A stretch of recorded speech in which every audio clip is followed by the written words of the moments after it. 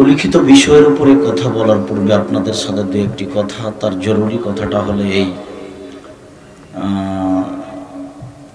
আমাদের পক্ষ থেকে যারা দানের কথা বললেন তারা এক পর্যায়ে আপনারা হাততালি দিলেন কেন? আপনার তো এটা জানা আছে যে এইটা ইহুদি খ্রিস্টানদের নীতি। আমি আব্দুর রাজ্জাক বিন ইউসুফ এটা ঘৃণা করি। আপনার হোঁশ থাকে না? হাততালি দেন কেন? আর আরও একটা কথা, যে আপনাকে বক্তব্যের মাঝে সাড়া দিতে হবে না, ওই সাড়া আমি পছন্দ করি না। ভদ্রতা বজায় রেখে চলাচল বন্ধ করে, দোকানপাট বন্ধ করে, কথাবার্তা বন্ধ করে, লেনদেন ক্রয় বিক্রয় বন্ধ করে, যাবতীয় প্রয়োজনীয় কাজ বন্ধ করে কথা শোনার জন্য প্রাণপণে চেষ্টা করুন। আমাদের পক্ষ থেকে আন্তরিকভাবে অনুরোধ রইল। তারপরে আমাদের পক্ষ থেকে আমরা যে কয়েকটা কথা বললাম তাতে কিছু ভুল হয়ে গেল। তার একটা হচ্ছে এই যে আমরা বলি আপনারা ভালো থাকুন, আল্লাহ আপনাদেরকে ভালো রাখুক। ভালো থাকুন বলতে ভালো থাকা ক্ষমতা নিজের হাতে আসলো।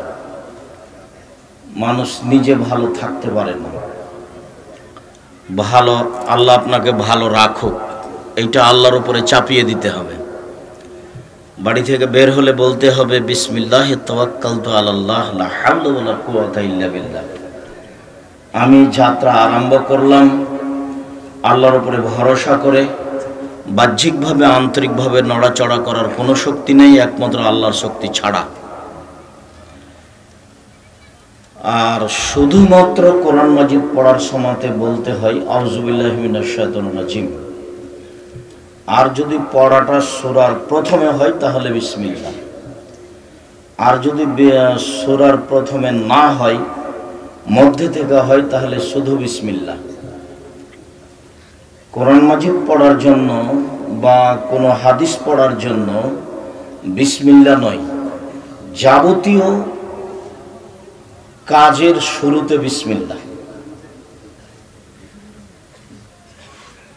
কেউ যদি আল্লাহু আকবার বলতে চাই তখন বিসমিল্লাহ চলবে না, কেননা বিসমিল্লাহর চেয়ে আল্লাহু আকবার শব্দ অনেক উঁচু। আল্লাহু আকবার মানে আল্লাহ সব কিছুর চেয়ে বড়। যার কারণে মসজিদে বা কোনো গাড়িতে লেখা আছে একদিকে মোহাম্মদ আর একদিকে আল্লাহ, আল্লাহ আর মোহাম্মদ। তো হয়তো বা যারা জানে না তারা লিখছে বা জানার পরেও লিখছে আল্লাহ মোহাম্মদ মানে হলো আল্লাহই মোহাম্মদ আর মোহাম্মদই আল্লাহ। এক শ্রেণীর মানুষ মনে করে যে আল্লাহ তার অর্থ সম্পদ মুহাম্মদ সাল্লাল্লাহু আলাইহি সাল্লামকে দিয়ে তার দায় দায়িত্ব শেষ করেছে, আর মুহাম্মদ সাল্লাল্লাহু আলাইহি সাল্লাম আল্লাহর পক্ষ থেকে প্রাপ্ত অর্থ সম্পদ খাজা মঈনুদ্দিন চিশতিকে দিয়ে মুহাম্মদ সাল্লাল্লাহু আলাইহি সাল্লাম নিজের দায়িত্ব শেষ করেছে। এরকম আকীদার মানুষের পক্ষ থেকে এসেছে আল্লাহ মুহাম্মদ মানে আল্লাহই মুহাম্মদ আর মুহাম্মদই আল্লাহ। আমি একদিন ফজরের সালাতের পরে হাফিজ সাহেবকে জিজ্ঞাসা করলাম, হাফিজ সাহেব আপনার মসজিদের মেহরাবের ডান দিকে লেখা আছে আল্লাহর, বাম দিকে লেখা আছে মোহাম্মদ, এটা কেমন হয়েছে? বলছে ভালোই হয়েছে। তা আমি বললাম যে আপনি ডান দিক থেকে অনুবাদ করেন তো। আল্লাহ হলেন মোহাম্মদ, বাম দিক থেকে অনুবাদ করেন তো। মোহাম্মদ হলেন আল্লাহ, কেমন লাগছে? ভালোই তো লাগছে। তখন বললাম আচ্ছা ঠিক আছে, মোহাম্মদ উঠিয়ে দিয়ে এবার বলেন আল্লাহু আকবার। ডান দিকে হলো আল্লাহ আর বাম দিকে হলো আকবার, এবার অর্থ কেমন হবে? আল্লাহ হলেন সবচেয়ে বড়। যদি লিখতেই হয় তাহলে এভাবে লিখতে হবে আল্লাহু আকবার। আর যদি আল্লাহ মোহাম্মদ লেখা থাকে তাহলে ভ্রান্ত আকীদার মানুষ যারা, তাদের এটা হিসাব। আকীদা মানে বিশ্বাসের ত্রুটি, আকীদা মানে আকদ বন্ধন, বিশ্বাস, বিশ্বাসের ত্রুটি। বিশ্বাস একটা জিনিস, মানুষ বিশ্বাসের উপরে চলে। এইখানে একজন আপনাদের কলেজের ইংরেজি শিক্ষিত মানুষ, খুব ভালো ইংরেজি বলতে পারেন, জানেন, তো আমি আপনাদের সামনে বলছি যে উনি জানেন না, তখন আপনি ক্ষেপে উঠবেন কেন? আপনার বিশ্বাসের বিরুদ্ধে আমি কথা বলেছি। এরই নাম আকীদা। এরই নাম বিশ্বাস। আমাদের নবী মুহাম্মদ সাল্লাল্লাহু আলাইহি সাল্লাম বললেন আল্লাহ একজন, সপ্তম আকাশের উপরে থাকেন। তখন তার আত্মীয় স্বজন, চাচা চাচি, খালা ফুফু যারা আশেপাশে ছিল সবাই বলল, ছি ছি ছি ছি ছি ছি, এ কি মানুষ, এ কোন কথা, এতগুলি মাবুদকে একজন করে দিল, হাদা শাইউন উজাব, এটা হলো বিরাট আশ্চর্য। ওদের মাবুদ হলো 360 জন। মুহাম্মদ সাল্লাল্লাহু আলাইহি সাল্লামের চাচা চাচি, আত্মীয় স্বজন, বাপ দাদা, এদের আল্লাহ কয়জন? 360 জন। সেইখানে তিনি বললেন একজন। তো এটা তারা মেনে নিতে পারলো না। তারা সিদ্ধান্ত নিল, হয় একে হত্যা করতে হবে, না হয় দেশ থেকে তাড়িয়ে দিতে হবে, না হয় জেলখানায় বন্দি করতে হবে। তিনি তাদের বিশ্বাসের বিরুদ্ধে কথা বলেছিলেন, অথচ তারাও জানতো যে মুহাম্মাদের মতো ভদ্র নম্র মানুষ পৃথিবীতে কেউ নেই। আর আল্লাহ এবং আল্লাহ রাসূল যেভাবে বলেছেন, তাদের পৃথিবীর ইতিহাসে আদম থেকে নিয়ে কিয়ামত পর্যন্ত মুহাম্মদ সাল্লাল্লাহু আলাইহি সাল্লামের মতো ভদ্র মানুষ কেউ জন্ম নেয়নি, কেউ নিবেও না। তো এত বড় মানুষের ব্যাপারে তারা সিদ্ধান্ত নিচ্ছে যে হয় হত্যা করতে হবে, না হয় জেলখানায় বন্দি করতে হবে, না হয় দেশ থেকে তাড়িয়ে দিতে হবে। কেন? তিনি তাদের বিশ্বাসের বিরুদ্ধে কথা বলেছেন। এরই নাম বিশ্বাস, এরই নাম আকীদা। বিশ্বাসের বিরুদ্ধে মানুষ কথা সহ্য করে না। আমাদের নবীরও মানুষ সহ্য করেনি। এক শ্রেণীর মানুষ যারা শিয়া, তারা বলছে যে জিবরাইলের মুহাম্মদ সাল্লাল্লাহু আলাইহি সাল্লামের কাছে আসতে ভুল হয়েছে। আল্লাহ বলেছেন জিবরাইল তুমি যাবা আলীর কাছে, তো ভুল করে জিবরাইল এসে গেছেন মুহাম্মদ সাল্লাল্লাহু আলাইহি সাল্লামের কাছে। এটাই তাদের আকীদা, তাদের বিশ্বাস যে জিবরাইল আসতে কি করেছেন? ভুল করেছেন। অথচ জিবরাইল খান না, পান করেন না, খাওয়া নেই, পান করা নেই। মানুষের মতো প্রাণী, ফেরেশতা নন। ফেরেশতার খাওয়া পড়া লাগে না, সব সময় তারা আল্লাহর ইবাদতে ব্যস্ত। আল্লাহর আদেশের 19-20 করেন না, করার মতো তাদের ক্ষমতা নেই। করার ভিতরে তাদের করার মতো ক্ষমতাই আল্লাহ দেননি। আগেকার আমরা একটা পদ্য পড়েছিলাম, দাঁতখানি চাল, মুসুরির ডাল, চিনি পাতা দই। তো আর এক জায়গাতে বলছে, এটা আবার উল্টে বলছে, দিয়ে বলছে যদি পিছু হয় ভুল, ভুল যদি হয় নিশ্চয় মা ছেড়ে দিবে চুল। তার মানে মা আমাকে বকা দিবে। তো মানুষ উলট পালট হয়ে গেছে।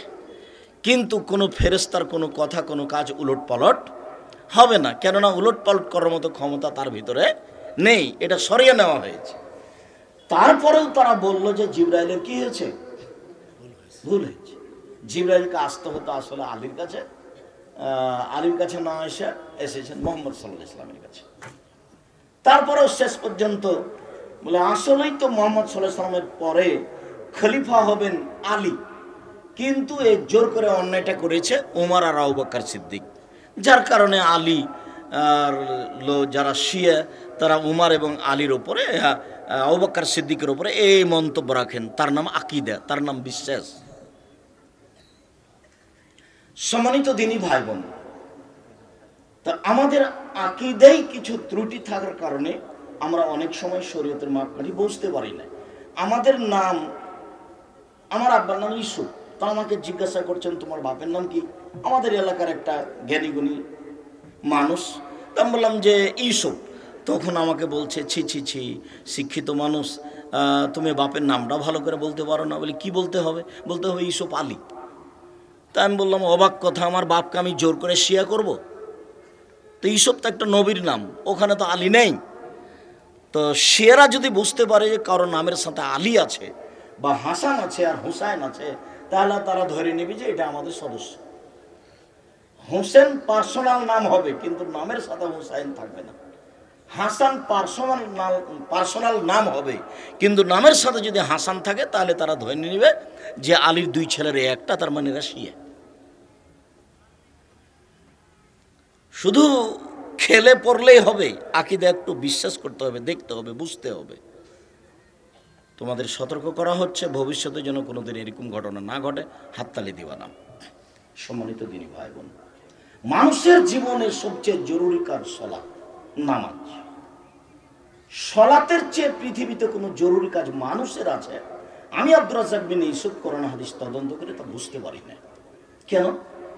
মানুষের সব ইবাদত নির্ভর করে সালাতের উপরে।